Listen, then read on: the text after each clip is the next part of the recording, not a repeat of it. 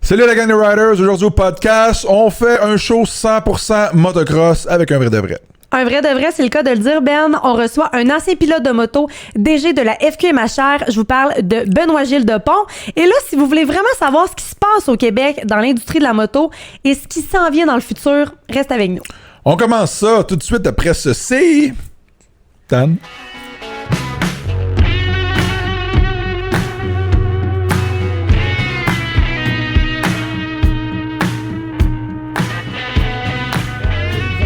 Live, oh, je m'entendais pas, Dan. Je m'entends là. Live dans le studio de MotoX pour le podcast avec Andréane. Comment ça va? Ça va très bien, toi? Oui, ça va bien. Tes problèmes gastriques, comment ça va? Tu veux-tu vraiment aller là? Ça va très bien. Ça va mieux? Oh, t'es con. Penses-tu que tu vas taffer l'heure avec Benoît-Gilles? Oui, ça va très bien. Oui. Bon, là, pour ceux à la maison qui se disent, ben voyons, qu'est-ce qui se passe? Parce qu'on a mangé la burrata cette semaine, puis je pense qu'elle était peut-être pas fraîche. Fait que ça a pas bien été, mais là, je vous rassure, ça va mieux. Je veux surtout rassurer notre invité. Comment le mettre en confiance, tu sais, direct en partant. Hey, on part fort. Je vais m'en souvenir de celle-là, je vais me venger. Seigneur. Hey, mais si quoi que ce soit, Andréane, gêne-toi pas, la toilette est juste là. C'est correct. Hein? On va s'arranger, on va jaser, on va continuer. Hey, il m'en doit une, hein? On va aller magasiner Winners après pour ne pas le nommer. Avec ta carte de crédit, c'est ça? Merci! Dan, notre producteur, ça va? Ça a en feu. Yes, parfait. Benoît-Gilles, comment ça va? Hey, salut, ça va toi? Yeah, ça va super bien. Quelle introduction! Ben là, Benoît-Gilles, écoute, on fait plein de chroniques ensemble. On a décidé de l'inviter pour faire la vraie affaire, le podcast au complet, parce qu'on a tellement de choses à jaser avec lui. Tellement de choses dans l'actualité qui se passent avec le milieu de la moto. Ouais, Ben, vous avez fait en plus, pendant le confinement, un Zoom ensemble. Oui. Ça avait tellement bien fonctionné. Il y avait eu vraiment une belle réaction. Oui. Les gens avaient plein de questions parce que, on s'entend que quand on parle de moto, ben, on parle un peu de Benoît-Gilles, je pense. C'est comme un peu le chef d'orchestre du motocross au Québec. C'est-tu exagéré de dire ça? Non, pas le parrain. Le parrain de la moto au Québec. Mais non, mais c'est vrai qu'on avait fait un vidéo live, à vrai dire, sur Instagram. Et je m'étais rendu compte qu'il y avait beaucoup de monde de la moto, des motocyclistes, des riders qui avaient plein de questions, plein de commentaires. Mm-hmm. Et je pense qu'il y a plein de choses, il y a comme plein d'espèces de rumeurs, mythes urbains, si vous voulez, qu'on n'est pas trop sûr de ce qui se passe. Puis je pense qu'on n'a pas toujours la bonne information. Donc je pense que ça va être bien intéressant, bien informatif. On va avoir plein de réponses à nos questions au cours de la prochaine heure avec Benoît-Gilles. Mais avant justement de rentrer dans le vif du sujet, j'aimerais ça qu'on apprenne un peu à te connaître. Là, tu es le président fondateur de la FQMHR. En fait, je suis le directeur général, mais je suis un des membres fondateurs. OK. Donc, en 2005, il y avait eu des consultations publiques sur le Petit Train du Nord, puis j'avais présenté un mémoire. À l'époque, j'étais avec la FMSQ, donc l'association qui organise des compétitions d'endurocross. Puis, on avait présenté un mémoire à la ministre, sur justement les véhicules hors route. Et puis, j'avais eu la chance de présenter ce mémoire-là en disant que moi, je payais 6 piastres sur ma plaque de moto, mais que l'argent était versé au quad, puis que l'argent, de toute façon, la moto que j'avais, elle ne pouvait même pas aller en sentier. Fait que là, tu sais, il y avait comme quelque chose qui se passait qui était comme pas logique. Fait que la ministre a demandé aux gens de quad de nous aider à structurer l'activité moto hors route, puis qu'à un moment donné, on ait notre argent pour être capable de la réinvestir dans notre sport à nous autres, là, tu sais. C'est bon, ça. C'est comme un peu le lien, finalement, entre tous les pilotes de moto, que ce soit dans les parcs, dans les sentiers hors route et le gouvernement. Fait que tu t'assures que les motocyclistes, finalement, soient bien représentés au sein du gouvernement, c'est ça? C'est en plein ça. Puis tu sais, il ne faut pas oublier que comme moi, je suis le directeur général, donc l'employé, et puis j'ai une adjointe aussi. Mais il y a un conseil d'administration qui est là, qui est 7 bénévoles, qui sont des gens de moto. Là, si on regarde Olivier Corbeil qui est venu à une des émissions. La semaine passée, c'est un des administrateurs de la FQMHR. On en a d'autres comme ça, Hubert Rousseau, Alain Desmeules. On en a 7 administrateurs là, qui viennent parmi les membres. Donc, c'est pas choisi au hasard. Là, c'est en assemblée générale, par catégorie de membres. Il y a une personne qui représente son groupe de membres. Là, quelqu'un qui représente les parcs, quelqu'un qui représente les compétitions, quelqu'un qui représente les sentiers, quelqu'un qui représente l'autre groupe là, qui est plus des académies ou des choses comme ça. C'est important, je trouve, de parler de ça parce que, moi, j'avais un peu cette pensée-là avant, et je pense qu'il y en a plusieurs aussi pour qui c'était le cas. Reste que le motocross, c'est un peu underground encore. C'est une discipline qui est encore très underground. Puis je pense que c'est important, justement, de mentionner que c'est pas un coup de dé. Tu sais, les décisions qui sont prises, que peu importe à quel niveau, c'est pas un coup de dé. Tu sais, c'est des gens qui sont là, qui réfléchissent, qui discutent, qui se rassemblent et qui prennent les décisions pour le mieux des pilotes, finalement. Ouais, et ça, tu dois garder ça, tu sais, en étant en accord avec les lois aussi. Ouais. Tu sais, il peut pas juste prendre une décision, dire on prend l'argent, on fait ça, on fait ci, on fait ça. Ouais. Y a des sommes d'argent qui nous proviennent du gouvernement ou qui sont dépensées dans des cadres là, qui sont bien, tu sais, t'as une boîte, là, puis dans cette boîte-là, c'est ça que tu peux faire avec cet argent-là. Là, donne-nous un exemple concret là, de justement des fonds, puis comment c'est dépensé, etc. Non? Ouais, si tu regardes, là, on reçoit à peu près 450 000 par année. Et là-dessus, tu as au moins 350 000 qui retournent directement soit dans les sentiers, dans les parcs ou aux compétitions. Okay. Donc, si on prend un projet d'un parc, disons, qui installe un système d'arrosage. Ouais. Donc, lui, il y a un pointage qui est très, très haut parce que, tu sais, dans les demandes d'aide financière qu'on reçoit, il y a des pointages. Tu sais, si tu fais juste réhabiliter une piste, c'est moins, tu sais... Ça va être moins dispendieux que de refaire quelque chose. Oui, mais tu vas avoir moins de points aussi. Okay. Tu vas avoir moins de points dans ton pointage de ta demande d'aide financière. Tu sais, si tu mets un système d'arrosage, donc ça protège l'environnement, il y a moins de poussière, c'est la sécurité parce qu'il n'y a pas de poussière non plus pour les pilotes. Ouais.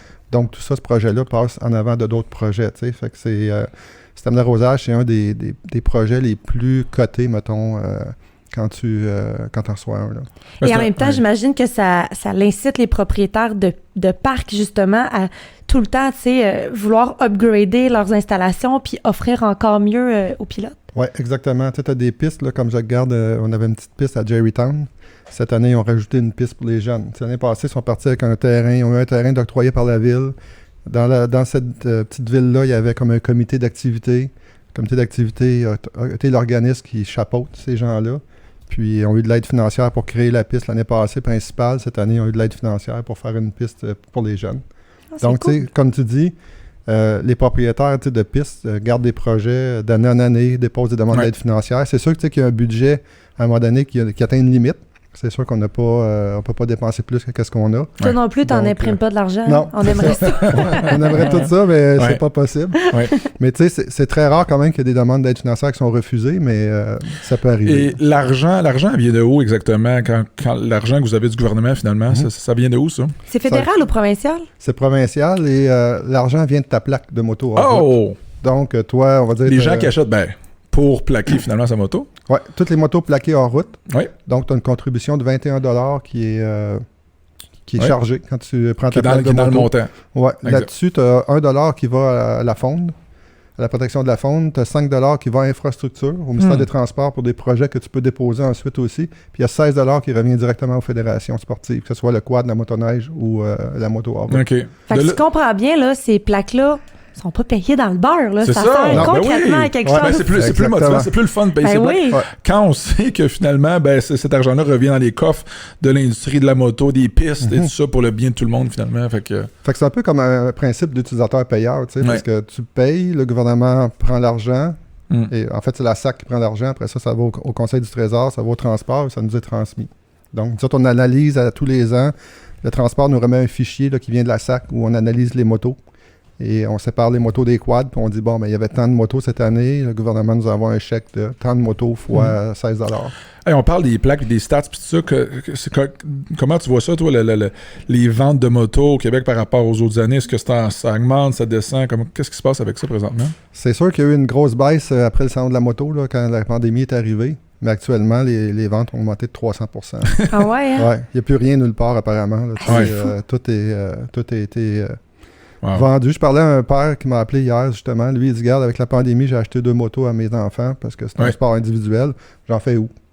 Tu sais? Fait que lui, il est à Bécomo. Je sais pas, mais regarde, parc de Bécomo, parc de Port-Cartier, parc de Sept-Îles. T'as 3 choix dans ta région. Fait que finalement, ça a eu du bon quand même, la pandémie, pour l'industrie de la moto. On peut dire que ça a eu du bon pour la FK Marchère aussi parce qu'on est passé de 2500 membres à 9000 membres. Wow! Cette année? Cette année. Ben voyons donc. Oui, parce que la pandémie a fait qu'il y a eu une obligation de t'inscrire en ligne pour pouvoir accéder à un parc ou à une compétition. Parce que, tu sais, avant ça, on signait le waiver à la main.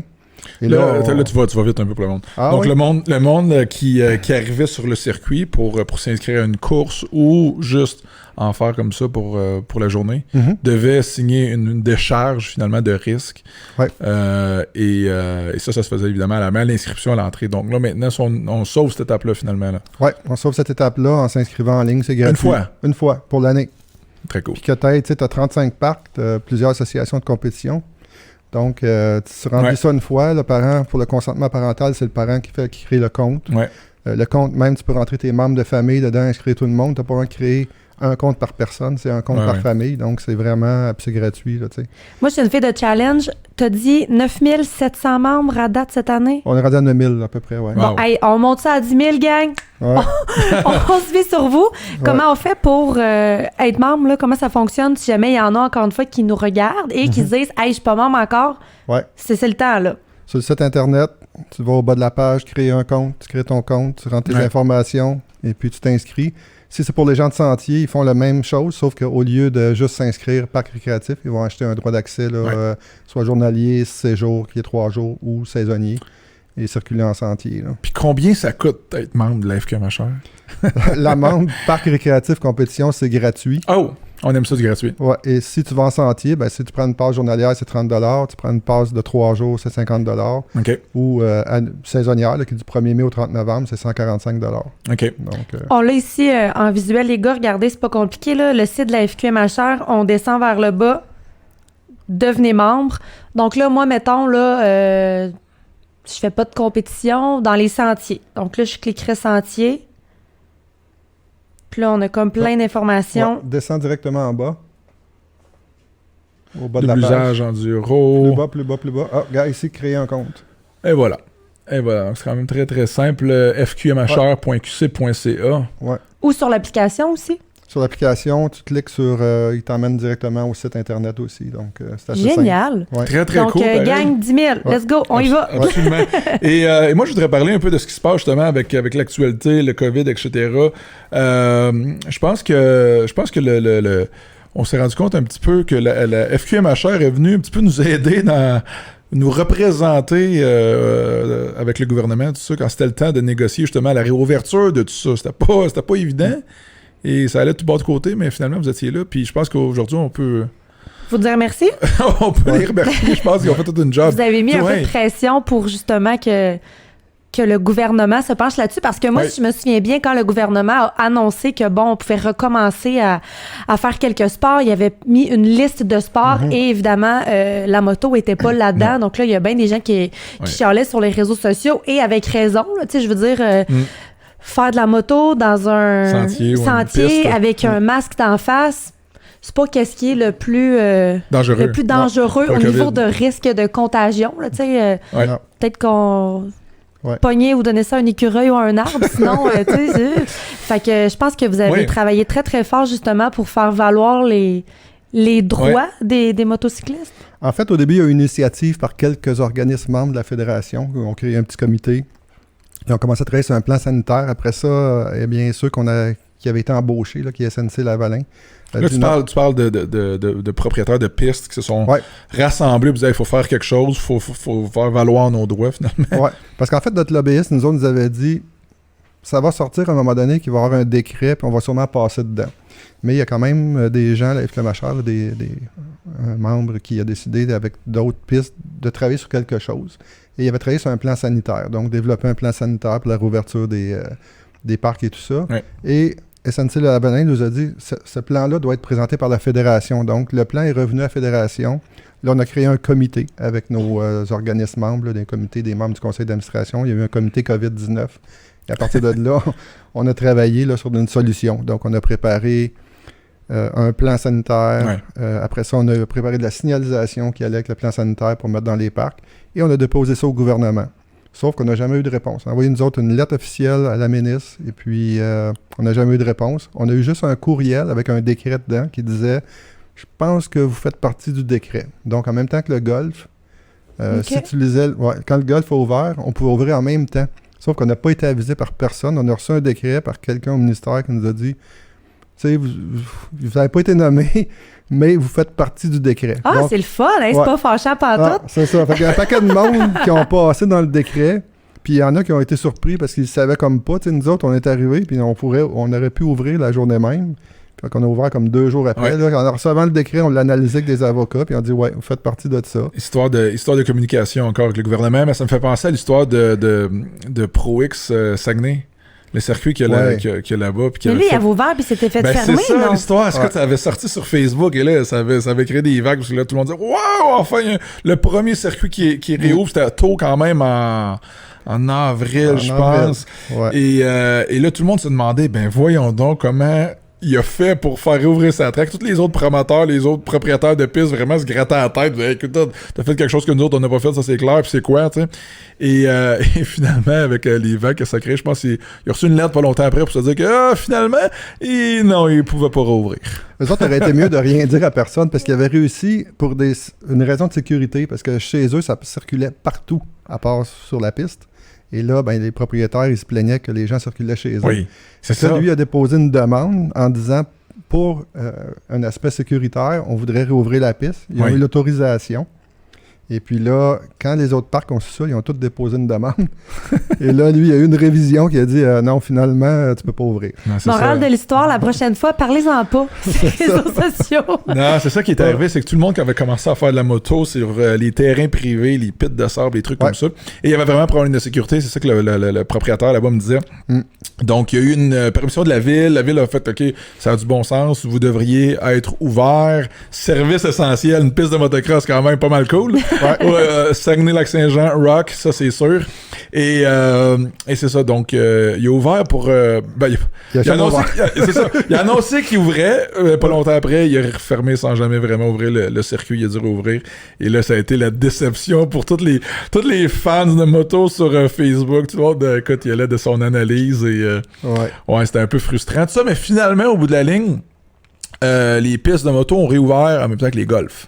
On aurait pu ouvrir la même journée que le golf, mais on a ouvert comme 2 jours plus tard parce qu'on a fait l'annonce. Quand on a eu le décret, on l'a analysé, on a dit OK, on peut ouvrir. Fait que le temps qu'on écrive à nos membres, personne n'était prêt. Il fallait faire une signalisation. Ça prenait une signalisation. C'est ça. Il faut se revirer de bord vite là, pour être prêt à accueillir les gens. Là. Exact. Nous autres, tout était prêt. Fait qu'on a envoyé rapidement à nos organismes membres tout ce qu'il y avait besoin pour ouvrir. Donc, signalisation, la liste, la checklist, là, quand quelqu'un arrive et tout ça, l'inscription en ligne. Écoute, ça c'était un cauchemar. J'avais parlé à Daniel Thibault de Motocross Deschambault, puis là, il me disait que les inscriptions devaient se faire en ligne. Mais il n'y a pas un promoteur, un propriétaire de piste qui est vraiment équipé pour l'inscription en ligne. Personne ne s'inscrit en ligne encore. On est un petit peu en arrière de notre temps là-dessus, on doit se le dire. Là. Et tout le monde paye, arrive sur le terrain, il paye. Merci, bonsoir. Exactement. À bonne vieille façon, bonne franquette. Mais là, du jour au lendemain, les gens devaient s'inscrire en ligne. Donc, tout ça se faisait par email. Et là, Daniel Thibault me disait, écoute, le cauchemar, il recevait 135 emails pour venir un samedi pour pratiquer. Puis là, lui, il devait filtrer ça parce qu'il ne pouvait pas accepter tout le monde non plus. Il y avait un quota qu'il devait respecter. Exact. Un nombre de coureurs maximum qu'il devait avoir sur la piste. Donc là, imagine, sur 135 emails, tu peux juste en avoir 50. Non, finalement, désolé, tu peux pas venir. Désolé, t'es le 52e. Désolé, t'es le 53e, tu sais, une affaire la même, là, fait qu'il me disait ça avait même pas de bon sens, mais je pense qu'en même temps, c'est que ça vient un peu shaker toute la patente puis de revoir un peu ton modèle, ton modèle d'affaires. C'est positif parce que, tu sais, ça l'oblige justement les propriétaires de parcs à juste s'améliorer encore plus, tu sais, je veux dire. En 2020, on est en 2020, le virage informatique, Allô? Et là, c'est comme un peu essentiel. Ça nous a permis parce que, tu sais, dans le plan sanitaire, c'était une inscription en ligne. Ça se passait par la FQ Machère. Mais là, les parcs ont ouvert avant qu'on finisse de développer notre application pour s'inscrire en ligne. Aujourd'hui, elle est faite, là. Oui. Elle n'est pas utilisée pour l'instant, mais elle va être utilisée plus tard. Mais dans le plan, c'était ça. C'est pour ça que quand on a eu la surprise de dire OK, vous pouvez ouvrir, là. Mais là, on n'a pas eu le temps de finaliser tous les travaux qu'on avait à faire pour pouvoir faire l'inscription. Fait que chacun faisait comme il pouvait, là, pour l'inscription en ligne. Donc, mais je pense que je sais pas pourquoi c'est pas déjà... pas déjà fait. Peut-être la question de température, les gens ne veulent pas s'inscrire en ligne. Justement, ils attendent de voir. C'est surtout ça, je pense. C'est une question d'habitude aussi. Tu sais, quand tu es habitué de procéder d'une façon puis qu'il n'y a rien vraiment qui t'incite à faire différemment, pourquoi pas? Pourquoi pas? C'est ça. Là, ça va nous permettre, les gens qui vont s'inscrire, ils vont passer par la même place que quand ils font l'inscription membre FQ Machère. et ils vont pouvoir annuler. Tu sais, disons que tu prévois y aller samedi prochain. Finalement, 24 heures avant, tu vois que demain, c'est des orages, mais tu peux annuler. Nice. Et donc, ça va donner la place à quelqu'un d'autre. Ça va donner la place à quelqu'un d'autre, mais s'il pleut, c'est sûr qu'on sait que les gens... Donc là, on va pouvoir s'inscrire par la plateforme, par l'application FQ Ma Chère pour aller faire la moto, par exemple, un samedi, un circuit, peu importe le circuit, directement sur la... On paye? Non, on fait la réservation et on paye en arrivant là-bas. Là, ça s'en vient, c'est bientôt. Là, bientôt, ça va être mis en ligne et ça va être accessible. Là, Mais je trouve que c'est vraiment une bonne idée. Puis ça me fait penser, là, on sort totalement du cadre du motocross, mais ça me fait penser aux Zoos de Granby. Parce que à cause de la COVID, en fait, ils ont vraiment diminué leur nombre de personnes maximales, donc on doit réserver notre journée si on veut y aller. T'sais, on peut pas arriver là sur le fly et dire « Hey, je m'en vais voir les lions ». Non, c'est pas de même ça marche. C'est ça. Fait que vous êtes comme le Sud-Granby du motocross. Même les CEPAC et tout ça, c'est comme ça. Là, pour aller dans un parc des CEPAC, tu dois réserver en ligne. Mais je pense que l'étape ultime, ça va être de rendre tout ça transactionnel pour que les utilisateurs puissent payer, réserver, etc. Donc là, il n'y aura plus d'échange d'argent. Non. Imagine, quand même, pas mal plus simple pour les propriétaires. Avec l'application, paf, tu rentres, merci, bonsoir. Plus simple pour les propriétaires, mais plus de job pour toi. Pour moi ou la personne qui le fera. C'est ça pour la fédé. Là, Mais tu sais, ça se fait déjà avec les... Tu sais, quand tu achètes un droit d'accès pour un lancentier, il faut que tu choisisses une région et un club, parce que l'argent, sur, mettons, 145 $, tu as 128 $ qui retournent directement au club. Fait que ça va être un peu pareil. Là, il va peut-être avoir un petit frais pour le parc de 1 $ peut-être pour la fédération. Puis le restant va être versé au club, au parc. Fait que c'est nous autres qui va pouvoir le faire. Ça va être dans le temps, là, ça va être vraiment quelque chose de bien. Cool. Très, très cool. Benoît Gilles, on n'est pas là pour parler juste du COVID, on est là pour parler de bike. Et parle-nous de bike un peu, parce que je sais que tu as un background. T'en as fait pas mal. T'es un ancien pilote? Ben oui, t'as plein d'histoires. T'as fait quoi exactement? Moi, en 4e année, je suis déménagé à Oka. Et c'est là que mes histoires de moto ont commencé. C'est là que les histoires ont commencé, moi, au Oka, hein? Ouais, parce que, tu sais, on avait un immense terrain. On avait 22 acres, là. Fait que, tu sais, c'est sûr qu'on avait une motoneige, une moto, un tracteur, un vieux camion. Fait que, tu sais, j'ai tout commencé, là, à peu près à 12 ans, là, 10-12 ans à jouer là-dedans. J'ai eu ma première moto personnelle à 14 ans, donc un Yamaha MX 125, à faire à 2 chocs, là, avec des petites suspensions, des tuyaux gros de même. Là. Pas de débattement. Là, on a commencé avec ça, puis je gignais alentour dans le cours. Puis à un moment donné, c'est sûr que j'ai pris un peu d'âge, puis là, j'ai dit, je vais sortir de chez nous. Fait que on allait à la vieille mine d'Oka qui était fermée. On allait sur les terres aussi, des mines là, qui étaient avoisinées. Il n'y a pas vraiment de piste là, dans cette région-là dans le temps, j'imagine. Là. Ben, tu sais, en fait, il fallait se trouver une place. Je pense qu'il y en a une à Laval, ça se peut-tu? Il y en a déjà eu une. Je pense que c'était Pierre Corbeil qui m'avait dit ça. Il y avait déjà eu une piste de motocross à Laval. Le Mont-Laval, on a déjà fait des compétitions. Ah oui? On a déjà fait des compétitions à l'autodrome de Laval, dans mes années à moi, là, mettons. Wow! Ouais, c'est vraiment une course de motocross à Laval. Ouais, mais tu sais, dans le temps, là, on avait un pit, mettons, le pit à Brunet qu'on appelait. Bon, on m'a demandé à M. Brunet, on peut s'entraîner chez vous? On fait de la compétition, tout ça. Fait qu'on avait des autorisations. Sauf qu'il est arrivé quelques accidents. Là. Moi, j'ai fait un face-à-face. Ma Yamaha neuve, les fourches rentrées comme ça, le radiateur défoncé. Doigt cassé, ma saison finie. Là, pouce cassé, saison finie. Toi, tu faisais des courses ou de l'enduro, je pense? J'ai commencé avec le motocross là, à 18 ans. OK. Dans ma première saison, j'étais à 18 ans parce que mon père n'acceptait pas que je fasse de la compétition avant ça. Donc, il fallait que je sois adulte et que je le fasse moi-même. Et à 18 ans, c'est ça, je m'entraînais, je me suis cassé le pouce. Fait qu'à 19 ans, j'ai commencé là, à faire le circuit provincial. Là. Il y avait la CMA encore dans le temps. Et là, il y a eu le merge vers la FQ-CMA. Donc, il y avait eu une chicane qui était Mme Bernard, la mère d'Arnaud, qui avait participé avec un autre groupe. Donc, là, si tu allais à FQ-CMA, la CMA te mettait sur une blacklist. Donc, ça jouait mais c'est là que le Québec a commencé à s'épanouir, si on peut dire. Parce que, veut pas, ces grosses associations-là canadiennes. Là, tu parles de la CMA, là. Ouais, ils siphonnent tout l'argent, soit CMA ou un autre ailleurs. Ils siphonnent tout l'argent de la province. Ils te vendent de l'assurance, ils te vendent un membership. As-tu besoin de ça? C'était tout le temps ça, tu sais, à un moment donné, il y a eu la CMQ, il y a eu la FQ-CMA, il y a eu tout ça. Fait que les gens sont organisés, puis ils ont fait des associations ici, ils se trouvaient de l'assurance aux autres mêmes, puis tout ça. Et après ça, c'est ça. Ça a changé, ça a beaucoup changé. Là, oui. Ouais, il y a pas mal d'associations qui sont passées au fil des années au Québec, puis un petit peu partout. Puis là, conte-moi des histoires. L'autre jour, tu m'avais raconté des trucs avec Guy Giroux, puis Florian, puis tout ça, puis la gang du début, puis... Ouais, on allait moi, j'étais pour la FMSQ. J'étais pendant 13 ans comme bénévole à la FMSQ. J'ai été un peu tout là-dedans. J'ai été... administrateur, trésorier, président, directeur de course, coureur, puis tout ça, donc à FMSQ pendant ces 13 années-là. Puis à un moment donné, Florian Burguet est arrivé de France, il est débarqué.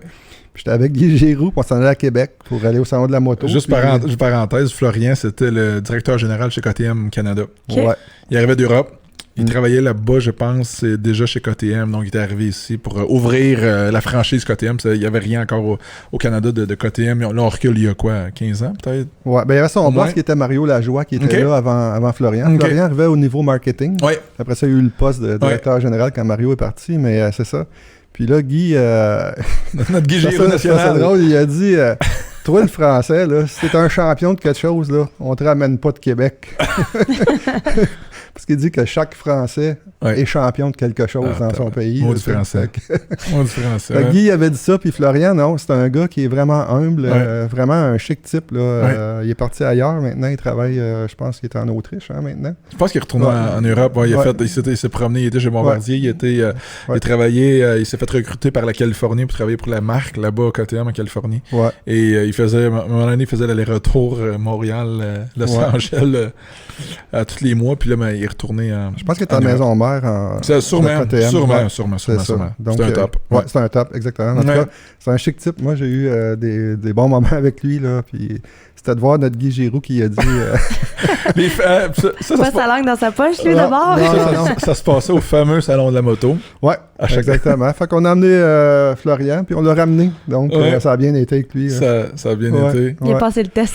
Exact. Et j'ai eu aussi avec Danny Pomainville, on a fait beaucoup de... Je l'ai amené aux courses. Son père était fermier. Là. Il y avait donc des vaches. Donc, Danny et moi, on partait la veille. On allait aux courses. Lui, il était tout jeune. Il avait 12 ans. Oui. J'en avais 19. Salutations à Danny Pomainville, puis sa sœur, Julie, qui est une fidèle auditrice du podcast. Ah oui, salut! Absolument. Et ça, c'est une famille de courses de vrais mordus, les Pomainville, de Oka. Ouais. Écoute, beaucoup de monde de motocross à Oka. Et Danny, c'est un très, très bon pilote professionnel, tout ça, dans les années 90-2000. Et sa sœur, elle, était compilatrice. Donc, c'est elle qui faisait les résultats, prenait les pilotes qui passaient à chaque tour, elle écrivait tout ça pour être sûr que le gars qui a fini troisième, il a vraiment fini troisième, tu sais.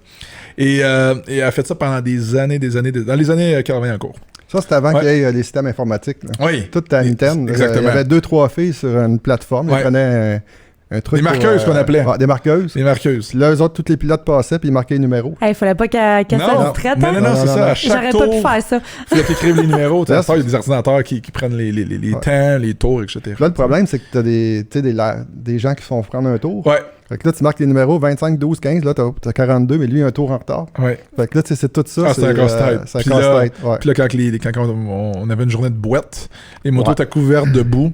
Fait que là, c'est assez difficile de lire les numéros. Fait qu'il fallait vraiment que les filles connaissent les gars, connaissent leur style, parce que si tu peux pas voir le numéro, il fallait que tu saches qui passait. Connaître le style. Exactement, oui. Reconnaître le style, je pense, c'est tout ça. Fait que salutations au Pomainville.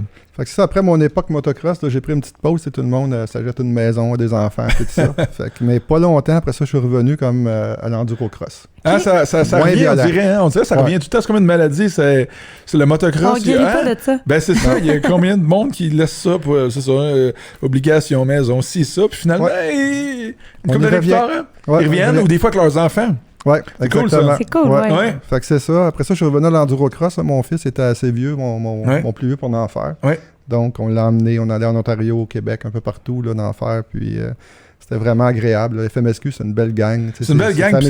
Oui, je trouve qu'ils font très bien leurs choses, leur programme. C'est professionnel. Le nombre de coureurs, je pense, augmente aussi beaucoup, beaucoup, beaucoup. Exponentiel.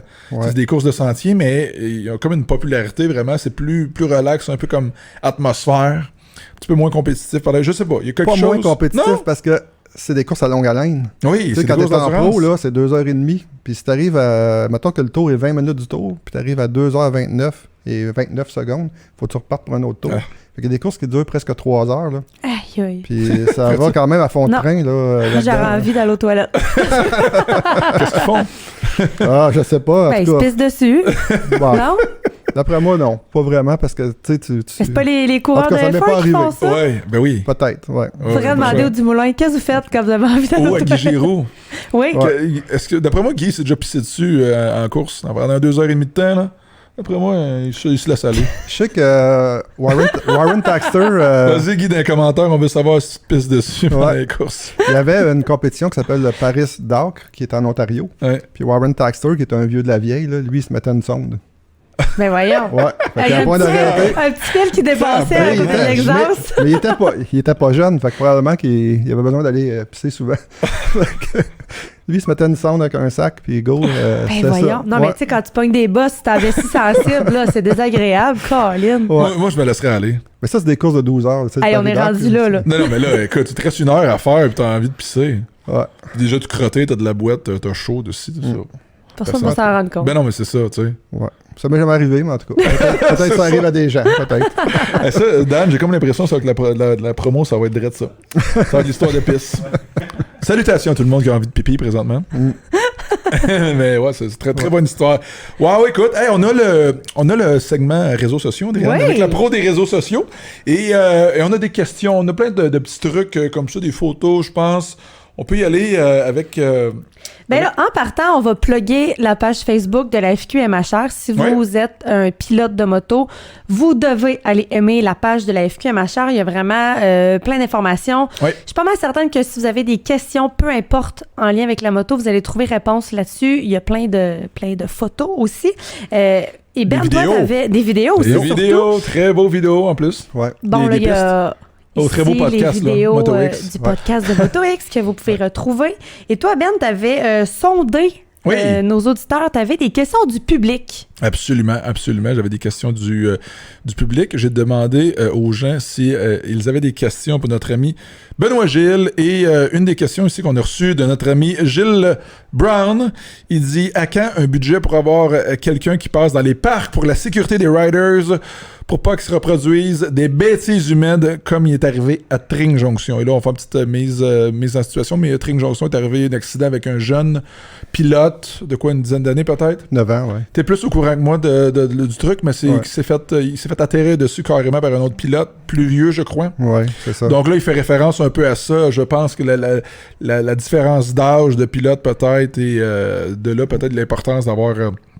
je sais pas, s'il y aurait possibilité éventuellement d'avoir quelqu'un qui passe, puis je sais pas, faire un peu d'ordre là-dedans. Ou... Ouais, quand le règlement de sécurité va être approuvé, il va y avoir quelqu'un, ça va faire partie des obligations de la fédération. Donc, quand le règlement de sécurité... c'est déjà un processus, ça, là, cette réglementation-là. Exact. On est en train de développer, en fait, le règlement de sécurité est prêt, mais il n'est pas adopté parce que les annexes qui vont avec, donc formation des jeunes obligatoires et supervision des pistes, supervision des compétitions, les programmes ne sont pas terminés encore, donc on ne peut pas pouvoir mettre ça en vigueur maintenant. Et ça va prendre des budgets supplémentaires aussi. Donc, on est en discussion avec le gouvernement pour avoir de l'argent supplémentaire pour pouvoir payer ces coûts-là. Parce que l'argent, tu sais, elle vient pas du ciel. Là, tu sais, donc, elle vient dans quelque part, puis il faut qu'elle soit... faut pouvoir l'utiliser à cette fin-là. Mais... moi, je veux faire une parenthèse là-dessus, là, parce que je vois ça venir long comme le bras, le chiolage. Parce que tu as mentionné formation des pilotes. Je m'en allais direct là. Obligatoire. Oui, obligatoire. Fait que là, ça, qu'est-ce que ça veut dire? Ça veut dire que mon enfant de 8 ans qui fait du motocross sur une piste, il va devoir suivre une formation, même chose que moi, même chose que Ben, même chose que toi. Si le règlement de sécurité rentre en vigueur, il y a une formation obligatoire pour les 6 à 15 ans. OK. Donc, c'est basé sur ce qu'il y avait à la FFM, Fédération française motocycliste. On a récupéré ce qui se faisait là-bas. Donc, formation, guidon de bronze, argent et or. Le premier, c'est un peu plus qu'une première main sur une moto. Là. C'est de connaître comment piloter la moto seul. Après ça, tu as une deuxième qui est guidon de bronze. Ça, c'est guidon de bronze. Guidon d'argent, c'est piloter avec d'autres pilotes. Et guidon d'or, c'est de préparation à la compétition. OK. Parce que on sait qu'aujourd'hui, les gens... Un père pourrait acheter une moto le vendredi et amener son fils aux courses le samedi. Ouais. On sait qu'aujourd'hui, c'est ça. Sans expérience. Donc, sans expérience, okay. C'est ça. Donc, c'est un peu tout ça qu'on veut mettre en place, mais il faut que ça se fasse d'une façon plus smooth un peu. Là. On ne veut pas rentrer comme une charrue là-dedans. Ouais. Donc, il faut vraiment que le règlement de sécurité soit approuvé, mais qu'avant ça, tous les programmes soient faits. La première année qu'on va mettre ce programme-là en vigueur, ça va être gratuit. Donc, tous les enfants vont pouvoir être formés gratuitement. Très bonne chose. Dans la deuxième année, ben là, si tu n'as pas pris l'avantage de te faire former gratuitement la première année, tu vas devoir payer dans la deuxième année. Mais c'est quelque chose qui s'en vient, mais c'est-tu dans 1 an, 3 ans, 5 ans, on ne sait pas, parce que c'est tous les budgets qui vont avec ça, tout le développement qui vont avec ça. À la Fédé, on est juste 2, là, donc les ressources sont vraiment limitées. Et on a des obligations aussi. Là. Ça devrait être quelque chose qui va de soi. Je pense que quand tu envoies ton jeune faire un sport comme le motocross, ça peut être un sport dangereux s'il est mal pratiqué. De là l'importance, je pense, de tout de suite commencer avec des bonnes bases et d'avoir un coach qui te montre justement les choses à faire et à ne pas faire pour éviter les accidents. On le répète, là, tout ça est dans un but de sécurité. Là. Toujours. Pour éviter les accidents, pour éviter que des enfants ou des adultes, ou peu importe, se ramassent à l'hôpital. Donc, Parce que dites-vous que le ministère de la Santé nous surveille. Il y a eu des plaintes, il y a eu des compétitions, il y a eu des blessés, sûrement, beaucoup de blessés. Puis là, il y a une plainte qui est faite au ministère de la Santé. Donc, puis là, il y a une étude actuellement, justement, qui se fait. Puis ça, c'est bon. C'est l'INSPQ, l'Institut national de la santé publique du Québec. Et on participe avec eux dans tous les événements des 5 dernières années de Challenge Québec Motocross. On est en train d'évaluer le nombre de blessures qu'il peut y avoir eu, d'hospitalisation et tout ça. Puis là, on va pouvoir se comparer parce que là, actuellement, les statistiques qu'on a, ça vient de partout. Le pit de sable, le petit rang croche, puis tu sais, c'est dans les parcs, c'est aux courses. Donc là, on va être capable vraiment de voir puis de se comparer avec un autre sport. Parce que pour l'instant, ils disent c'est dangereux. Oui, c'est dangereux, mais sont où tes accidents? T'sais, nous autres, on n'en a pas tant que ça, des accidents dans les parcs, dans les compétitions. Là. C'est vrai. Donc, en fait, je pense que n'importe quel sport a des dangers là, à différents niveaux, là, mais tu sais, fais un flat en plongeon de 10 mètres, là. Ouais. Non, mais c'est parce que l'affaire, c'est qu'on parle jamais des succès. Mais quand il arrive un accident, on en parle. On parle pas tu comprends, des autres milliers de pilotes que ça a bien été, tu comprends qu'il y a eu des succès, des trucs, vraiment des choses vraiment le fun qui sont arrivées, mais ça, on en parle jamais. On va parler de l'accident. Ouais. Puis là, ça vient teinter un peu toute la patente. C'est un sport dangereux. Oui, mais c'était quoi la situation ici? Exactement. Il y a bien des affaires. C'est-tu des trucs qui sont... On pourrait-tu éviter ça dans le futur, ce genre de situation-là? Peut-être. Ouais. C'est toutes ces choses-là, l'encadrement, je pense, qui est super important. Moi, j'ai une histoire d'ambulance, puis d'hôpital, puis de motocross. Vas-y donc. Qu'est-ce que t'as fait? Non, mais mon frère avant faisait du motocross avec moi dans les années 90. Alex, qu'on salue. On salue. Et on était à Desgelées. Je sais pas si t'as déjà couru là à Desgelées. Non, je connais la place. Mais ouais, c'était pas une track super. C'était une genre de track qui aurait dû être bannie. Là, c'était vraiment pas une track sécuritaire. Et mon frère se casse tibia péroné. Pas une super blessure à avoir, tibia péroné, c'est vraiment ça à l'hôpital. C'est de famille, hein, cette blessure-là? T'as eu ça, toi aussi? Non, j'étais chanceux, pas celle-là. Non, pas celle-là. Ah. Il se ramasse à l'hôpital. Et là, moi, pas longtemps après, une course après, ma mère était à l'hôpital avec mon frère. Mon père reste avec moi, je course, tombe, casse clavicule. Toi, ça? Oui. Hey, ta mère devait capoter. La même journée. Fait que je me ramasse à l'hôpital de Desgelées, moi aussi. Et là, ma mère était avec moi. Donc là, l'infirmière, elle comprend pas trop. Elle dit, madame, est-ce que vous êtes l'organisatrice de l'événement? Ah, elle dit, non, je suis la mère des gens. Ah, OK. Donc là, l'infirmière vient me voir, puis un petit ton sarcastique, elle me dit, ouais, je pense que c'est fini pour toi, le motocross, tu sais. Fait que là, je la regarde, je dis non, je penserais pas, tu sais. Fait que j'aimerais ça la revoir comme 25 ans plus tard, tu sais. Je dis, non, finalement, je la fais encore. Hey, pauvre ta mère, les 2 enfants. Ouais. Au moins, elle a peut-être sauvé une chambre d'hôpital, quoi. Vous avez été les 2 dans la même Non, chambre. je pense pas qu'on était dans la même chambre d'hôpital. Je me rappelle qu'on était revenus dans le Winnebago, mon père redescendant, puis la ride de retour avait été longue un peu. Mon frère avec la jambe dans le plat de même, puis moi avec la telle, puis tout ça, mais c'est une bad luck, là. Je veux dire que tes 2 enfants se cassent quelque chose la même journée. Là. Ouais, c'est assez spécial. Achète-toi un 649, là. Rendu là. Non, fait que c'est une journée à oublier pour moi à Desjolies.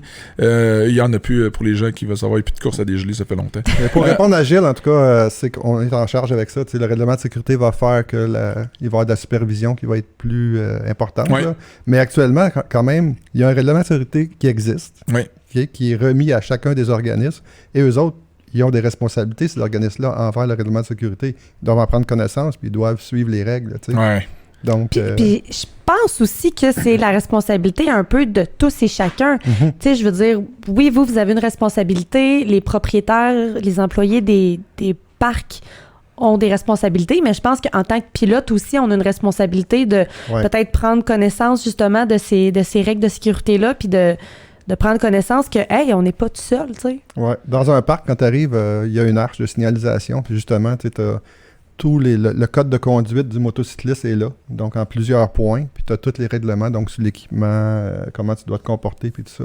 Fait que, ça, c'est déjà bien affiché dans les parcs, mais les propriétaires, gestionnaires de parcs aussi, ils doivent prendre le règlement de sécurité qu'on leur donne. On a un guide d'aménagement qui a été développé aussi, qu'ils doivent utiliser, puis appliquer ces normes-là. Qu'est-ce que tu penses de faire aller les jeunes dans les journées de pratique, là, dans les parcs, par exemple, les jeunes ensemble, faire des sessions comme ça, par âge, par grosseur de moto? Ça dépend des endroits. Si tu regardes, il y a des parcs qui ont 4-5 pistes. Donc, eux autres, tu as une piste dédiée aux tout petits, tu as une piste dédiée aux intermédiaires puis aux experts. Fait que, tu sais, il y a des parcs qui ont 4-5 pistes, ils n'ont pas besoin de faire des pratiques qui sont... Ouais, mais si le jeune qui a, je sais pas...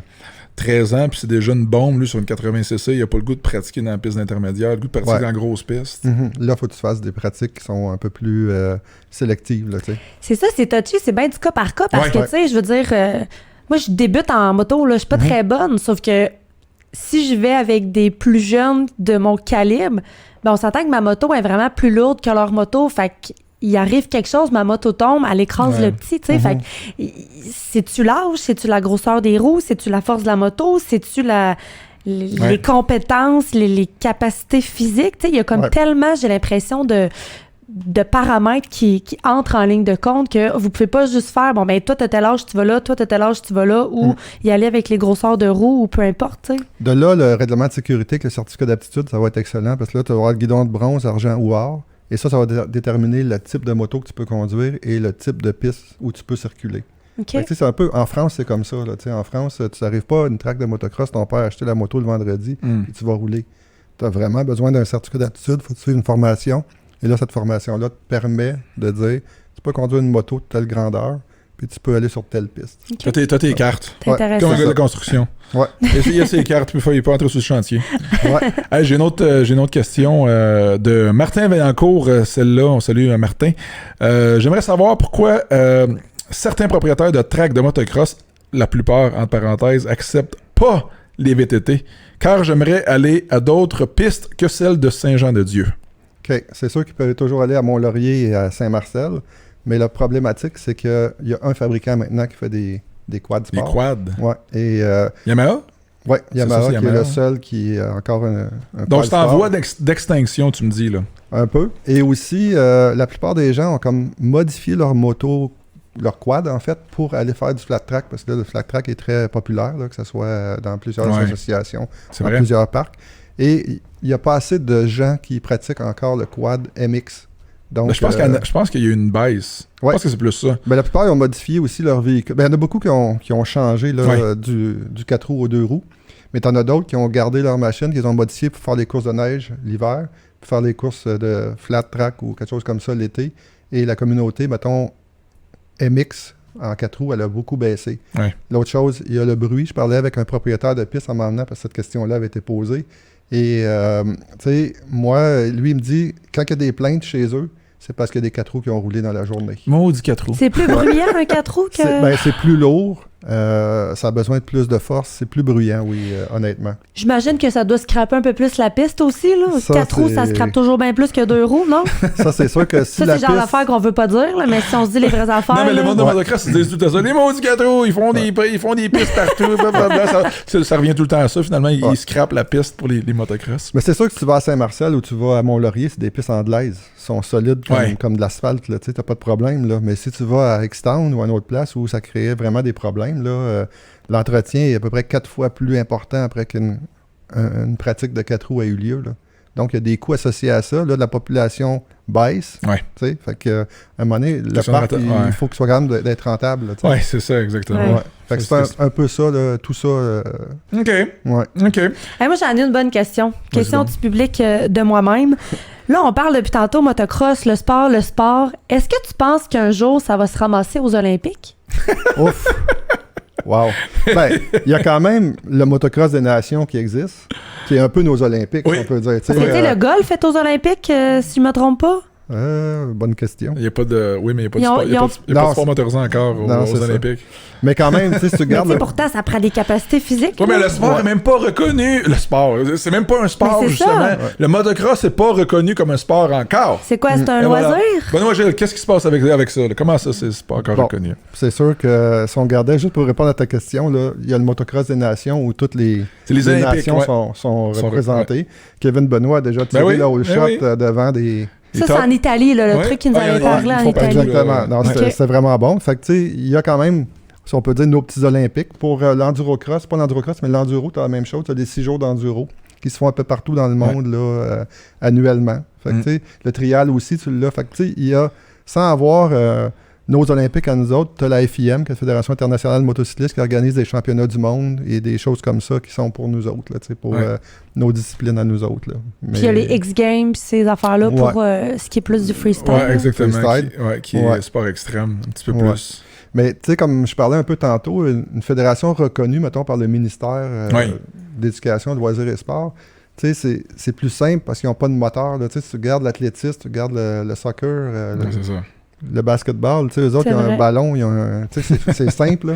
Mais nous autres, c'est plus compliqué. Il y a un sport-études motocross à Drummondville, si je me trompe pas. C'est une initiative de ce collège-là. C'est le collège Saint-Bernard qui est un collège privé. C'est peut-être pour ça que... Oui, c'est une initiative de ce collège-là où il y a un sport-études, là, mais tu sais, sport concentration, là, motocross. Hey, s'il y avait eu ça dans mon temps, peux-tu dire que j'aurais fait l'école pas mal plus longtemps? Mais moi, j'ai trouvé ça bon parce que moi, je l'ai fait sport-études tout mon secondaire. C'est sûr que bon, tous les voyages à New York en secondaire 5, puis Boston, puis les glissades d'eau, ces affaires-là, on oublie ça. On n'avait que les cours de base. Tu sais, moi, faire des coffres à crayon avec une paire de bobettes, j'ai jamais fait ça. Là. J'ai jamais appris à faire des tartes. Tu sais, d'économie familiale, j'avais pas ça. C'était que les sports. Pas les académies, les cours de base. Ouais.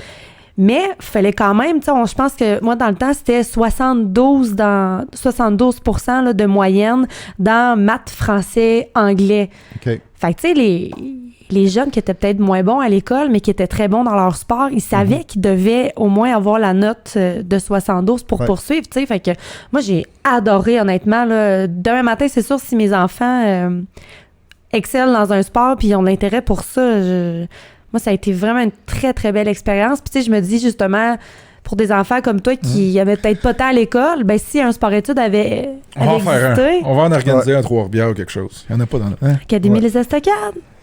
Peut-être. Académie Ben Milo. Académie Ben Milo, sport-études. Ouais, on va ouvrir une école. À Poly, à Louisville, là. On va s'arracher avec eux autres. On va rentrer du sable dans le gymnase. Puis... Pour revenir à la reconnaissance, c'est un peu compliqué. C'est comme notre fédération n'est pas reconnue, nous autres, comme une fédération mais non, sportive. Je le sais. Et c'est un peu compliqué parce que ça te prend des entraîneurs qui sont certifiés. Ça te prend, on n'a pas ça au motocross. Ça, c'est un autre dossier, là, parce qu'on en parlait l'autre fois.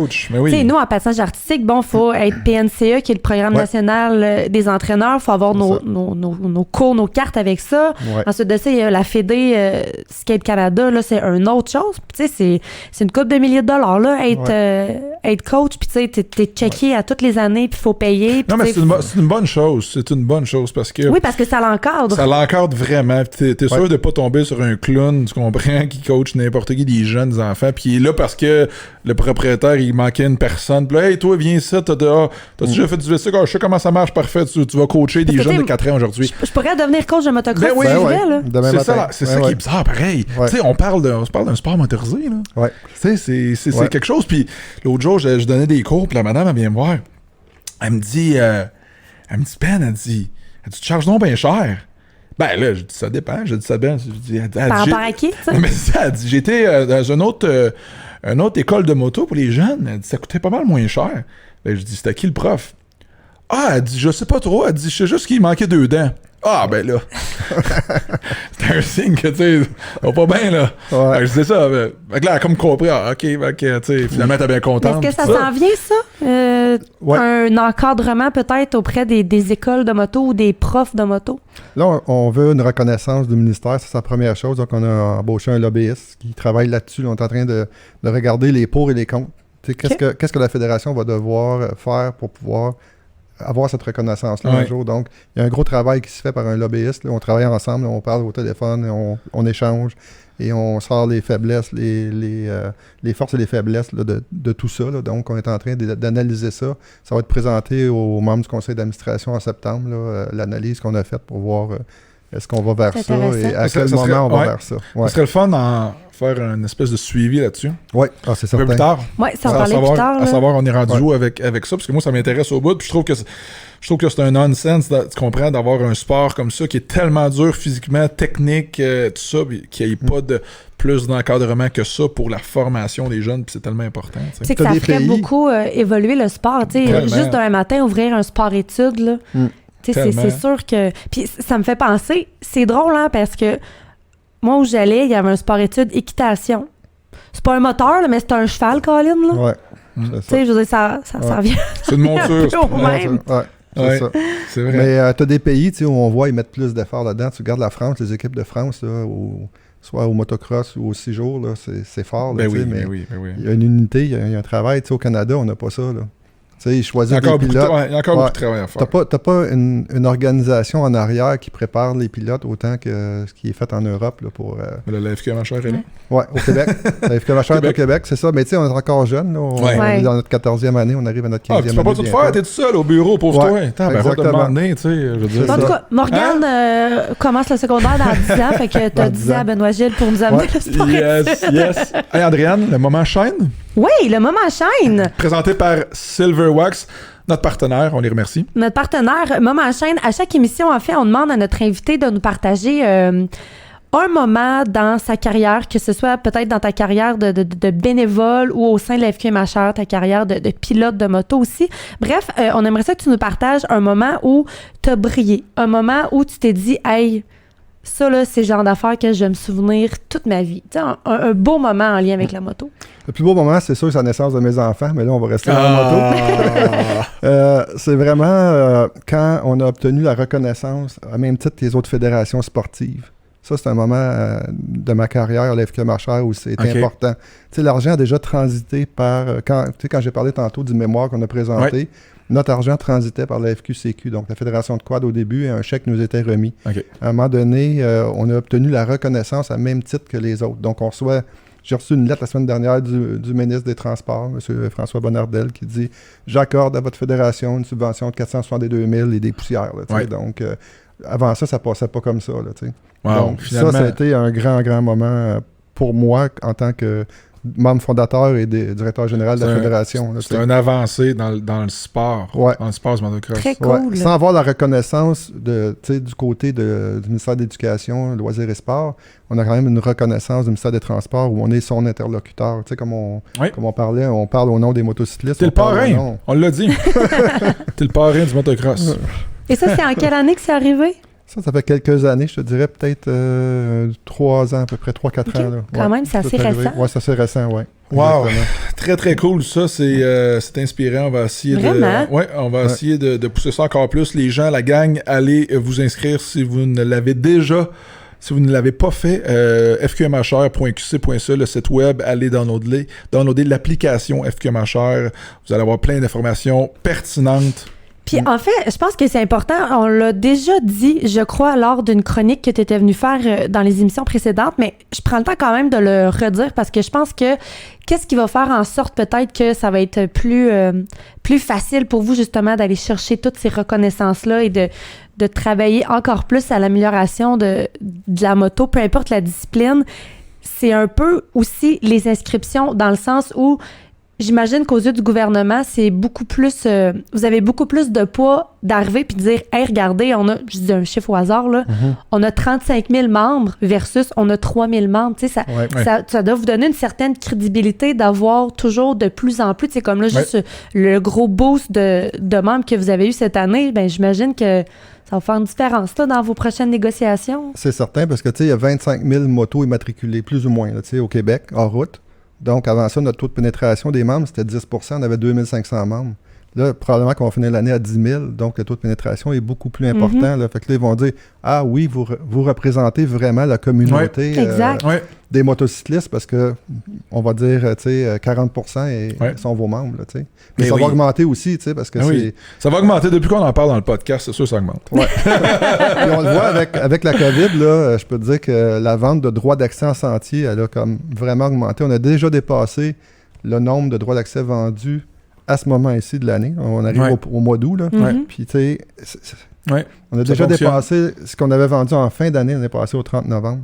Très cool. Très encourageant. Puis il reste encore des beaux mois. Là, il reste encore des beaux mois. Là, la moto en route, en sentier, ça se fait septembre, octobre. Oui, absolument. Très encourageant. Très encourageant tout ça. Benoît Gilles, écoute, lâche pas la job, lâche pas le bon travail comme ça. C'est inspirant. Écoute, je pense que la FQ Machère fait des très, très, très bonnes choses pour nous autres. Il faut le réaliser, il faut les encourager. C'est le fun de savoir, tu sais, qu'est-ce qu'il y en est vraiment. Tu sais, j'imagine que la FQ Machère, il y a bien des pilotes qui connaissent ça de nom sans trop vraiment savoir qu'est-ce qu'ils font eux autres, tu sais, fait que c'était vraiment intéressant. On a appris comme un paquet d'affaires, puis on a compris aussi un paquet d'affaires sur qu'est-ce qui s'est passé avant, qu'est-ce qui se passe maintenant, puis qu'est-ce qui s'en vient aussi. Là, on en parlait avec les normes de sécurité, avec l'encadrement et tout. On va faire des suivis avec ce dossier enquête. C'est important. C'est important. Andréane? Ce fut un plaisir, comme à l'habitude. Merci, va te soigner. Prends soin de toi. Ça va bien, Prends soin de toi. Tu vas pas aller aux toilettes, là. OK, maintenant. Dan, notre producteur, merci beaucoup. Merci tout le monde. Partagez en grand nombre. Hey, by the way, on le plug dessus. Si vous avez un garage, peu importe, une marque, vous voulez de la visibilité dans le podcast, pourquoi pas s'auto-promouvoir. S'auto-plugger. On va se le dire, contactez-nous, envoyez-nous une lettre, appelez-nous, pigeon voyageur, un fax. Il y a plein de moyens de communication aujourd'hui. Faites-vous voir. Facebook, Ben Milo. Facebook, et voilà. Et on a plein de possibilités. Donc, si vous voulez avoir la visibilité, parce que ça coûte quelque chose, hein, tout ce beau décor-là et ce podcast-là. On a plein de bons commentaires. Merci d'ailleurs à tout le monde qui nous écoute. Partagez ça en grand nombre parce qu'on veut en faire plus. On veut en faire à chaque semaine. Mais ça prend quand même un petit peu de budget. Donc, on a envie d'être là longtemps. Exactement. Donc, si vous voulez vous faire voir, ben contactez-nous. On a plein d'opportunités d'affaires. Donc, là-dessus, je vous remercie beaucoup et je vous dis à la prochaine, tout le monde. Ciao. Salut!